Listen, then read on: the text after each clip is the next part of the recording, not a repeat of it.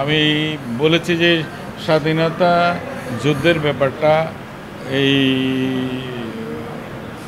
কোটা সংস্কার আন্দোলনে এটা জাতীয় এবং আন্তর্জাতিকভাবে এটা বড় ধরনের ইস্যু হয়ে আসছে। তো সেটার বস্তুনিষ্ঠতা কী সেটা মন্ত্রণালয়কে যাচাই করতে দিয়েছি।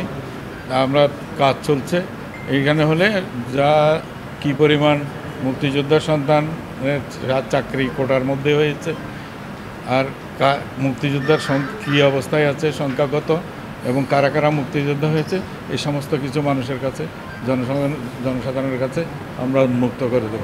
এইটা প্রথমে আমরা যাচাই করে দেখছি যে বাস্তবিকতে ঘটনাটা কী হয়েছে এবং মন্ত্রণালয়েরও যারা কাজ করেন এই ক্ষেত্রে তাদেরও এই বিষয়ে নেতিবাচক সমস্তগুলোকে আমরা যাচাই বাছাই করে যাদেরকে সত্যিকার পাবো তারা থাকবে আর যাদেরকে পাবো না তারা চলে যেতে হবে। এবং প্রতারণার দায়ে তাদের অনেককে আমরা রাষ্ট্রের সাথে প্রতারণার জন্য তাদেরকে শাস্তিও পেতে হবে।